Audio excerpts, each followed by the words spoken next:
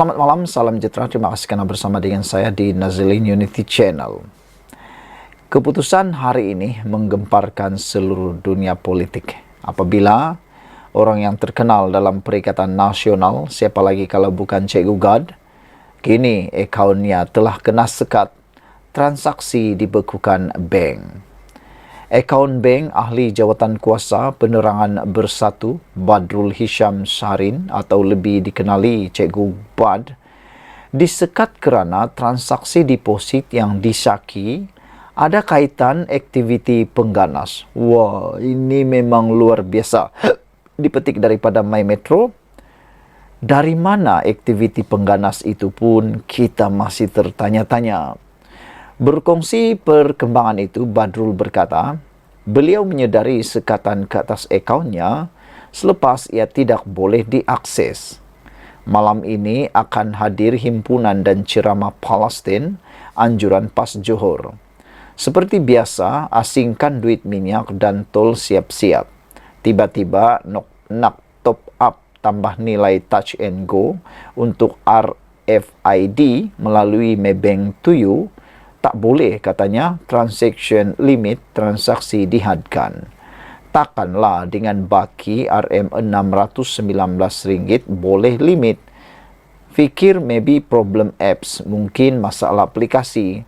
Lepas kira duit minyak, tol, teringat bil Maxis tak bayar dan kebetulan ada baki cash tunai, bayarlah dulu sebab lepas due date bil lepas tempoh pembayaran dah katanya. Beliau yang mengesahkan kepada berita harian hantarannya di Facebook mengenai kejadian itu berkata, ketika cuba membayar bil telefon, ada notis mengenai akaun bank miliknya tidak boleh diakses. Badrul Hisham menghubungi pihak bank dan kemudian memintanya berurusan di cawangan bank itu yang terdekat sebelum pemeriksaan mendapati baki akaunnya daripada RM619 bertambah menjadi 1.979. Dari baki 619 dah jadi 1.979. Ada banyak kemasukan kecil-kecil, katanya menambah. Ia menyebabkan pihak bank menganggap ada aktiviti pengganas menyalahguna akaun berkenaan. Di ruangan komen kemudian, beliau memaklumkan perkara sama dan mengakui sangat terkejut apabila mengetahui transaksi deposit yang cuba dimasukkan sejak tengah malam tadi mencecah RM268,000 tetapi tidak berjaya kerana transaksi dibekukan pihak bank. Kepada semua saya amat hargai dan ini jadi kekuatan terus berjuang. Namun jumlah yang lepas masuk ke dalam akaun hanya 1.390. Saya minta izin tuan-puan semua untuk saya panjangkan derma sedekah tuan-puan sebagai sumbangan Ramadan nanti, katanya. Terdahulu, Cikgu Gad dalam hantaran di Facebook semalam mengiklankan kereta Toyota Hilux miliknya untuk dijual bagi menampung keperluan kewangan sebagai aktivis dan membayar hutang-hutang kecil. Katanya, walaupun kenderaan itu penting untuknya bergerak, keputusan menjual dibuat kerana beliau melihatnya sebagai jalan terbaik dalam meneruskan perjuangan selepas usaha mendapatkan bantuan daripada beberapa pemimpin tidak mendapat maklum balas. Saya sudah merujuk kepada beberapa pemimpin namun tiada respon. Saya juga cuba meminjam namun tak dapat. Mungkin semua pun tengah susah. Kita pilih jalan ini, tak ada sesiapa paksa. Maka memang sunnah berjuang itu susah dan payah, kata beliau lagi. Sekian dulu untuk kali ini. Jangan lupa tinggalkan komen anda, tekan butang subscribe. Malaysia kita punya, kita juga sama-sama cintai Malaysiaku. Bye-bye.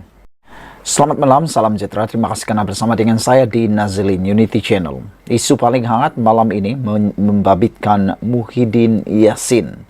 Apabila beliau dikatakan telah menyebarkan berita palsu. Apa isu sebenarnya?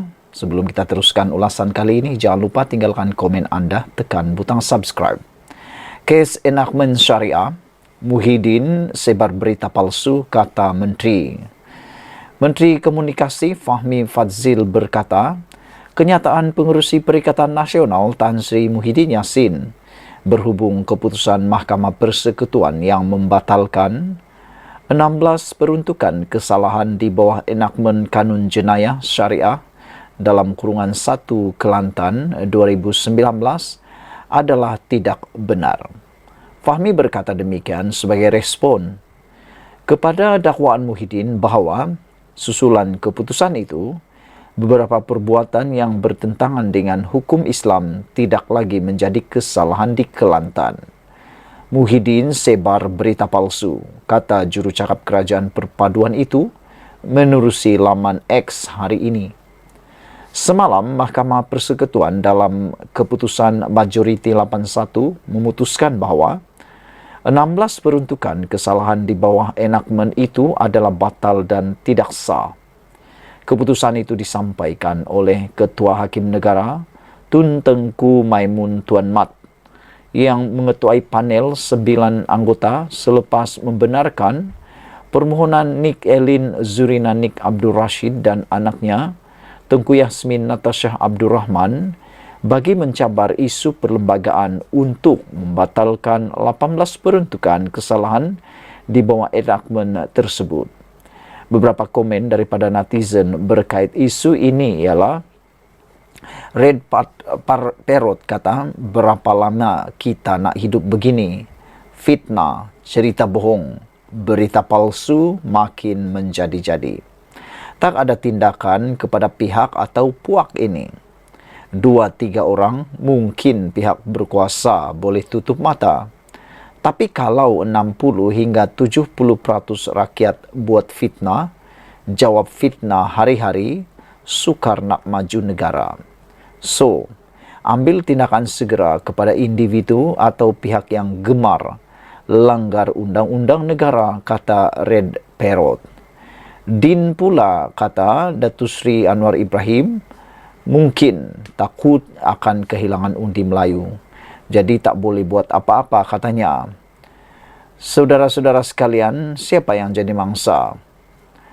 Kata Red Parrot sekali lagi, dia menjawab bahawa sudah tiba waktunya untuk mengambil tindakan kepada mana-mana individu atau pihak yang gemar melanggar undang-undang atau menyebar berita palsu atau fitnah atau cerita bohong. Sekian dulu untuk kali ini. Jangan lupa tinggalkan komen anda untuk isu yang hangat ini melibatkan Muhyiddin Yassin, bekas Perdana Menteri Malaysia yang didakwa menyebar berita palsu oleh, kata Fahmi Fadzil, Menteri untuk Komunikasi. Sekian dulu Malaysia kita punya. Kita jaga sama-sama, cintai Malaysiaku. Bye-bye.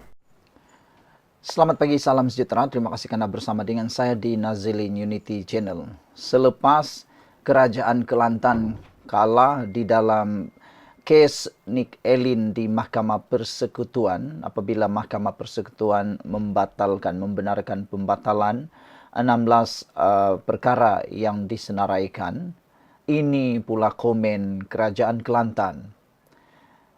Kerajaan Kelantan akan menghadap Sultan Muhammad, kata laporan ini.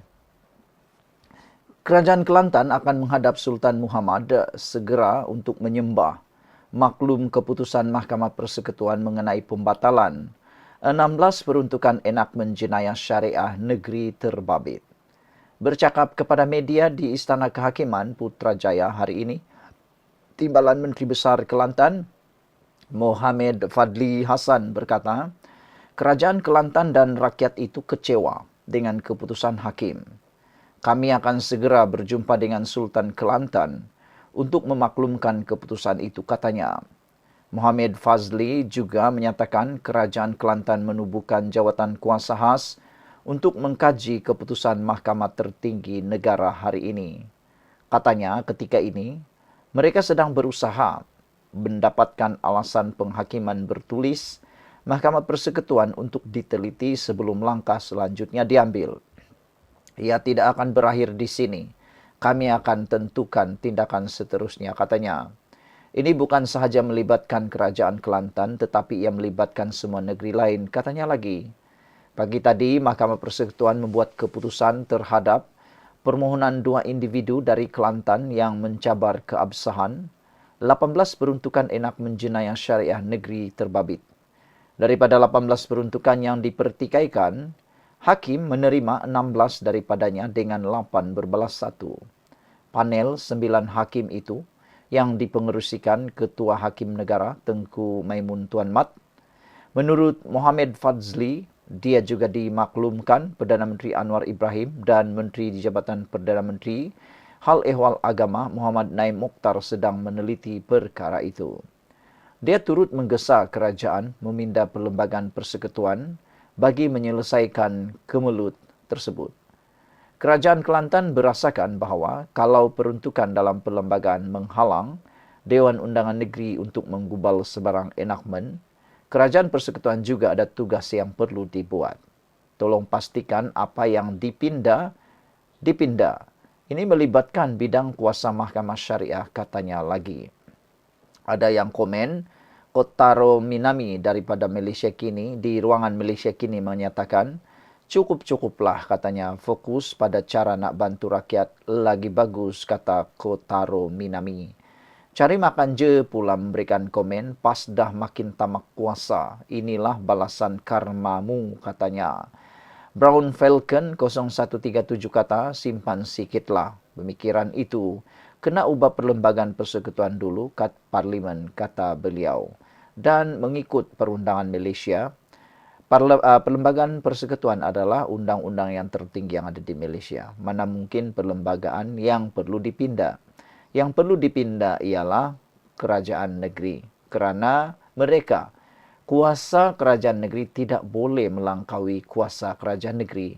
Kerana ianya akan mengganggu Perlembagaan Persekutuan. Oleh sebab itu, kalau ada pertindanan dengan Perlembagaan Persekutuan, maka kerajaan negeri lah yang perlu membuat pindaan. Sekian dulu untuk kali ini. Jangan lupa tinggalkan komen anda, tekan butang subscribe. Kita jumpa lagi. Bye-bye.